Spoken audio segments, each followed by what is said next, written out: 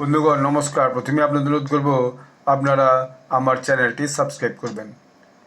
আমেরিকার ভারতের রাষ্ট্রদূত সার্জিও গোর, যিনি প্রেসিডেন্ট ডোনাল্ড ট্রাম্পের খুব কাছের লোক বলে বলা হয়, তিনি এসে ভারতে তার দায়িত্ব নিয়েছেন। গত 14ই জানুয়ারি তিনি রাষ্ট্রপতির আমাদের মাননীয়া দ্রৌপদী মুর্মুজির কাছে তার যে নিয়োগপত্র সেই নিয়োগপত্র প্রেজেন্ট করেছেন এবং তিনি লিখেছেন তার সোশ্যাল মিডিয়া হ্যান্ডেলে যে today I presented my credentials as US ambassador to India to president Draupadi Murmu. I am grateful to President Trump for his trust and confidence and proud to carry forward his administrative priorities. Together we will strengthen our partnership in energy, technology and building the US-India partnership that will define the 21st century. অর্থাৎ ভারতের সঙ্গে যৌথভাবে আমরা কাজ করব।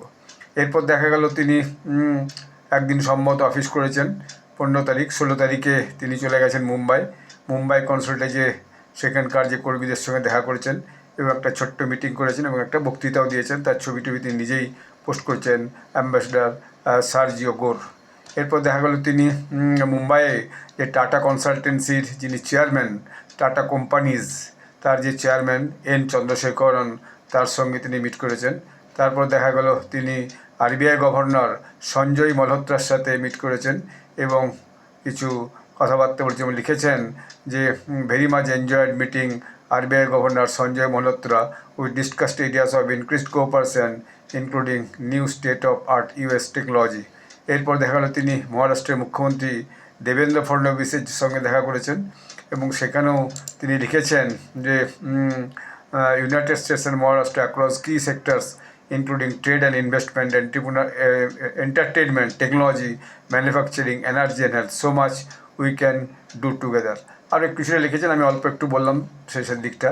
এরপরে সেখানে তিনি মিটিংও করেছেন দেবেন্দ্র ফডনবিসজির সঙ্গে এবং তিনি লিখেছেন যে মিটিং করে আমি খুব খুশি। এরপর দেখা গেলো তিনি মুম্বাইয়ের যে বিভিন্ন দর্শনীয় স্থান সেই সমস্ত দর্শনীয় স্থান ঘুরছেন, তারা ছবি দিচ্ছেন Gateway of India, Arabian Sea, এই সমস্ত ঘুরে দেখে তিনি একটু ওখানে মুম্বাইয়ের পরিস্থিতিটা এনজয় করার চেষ্টা করছেন।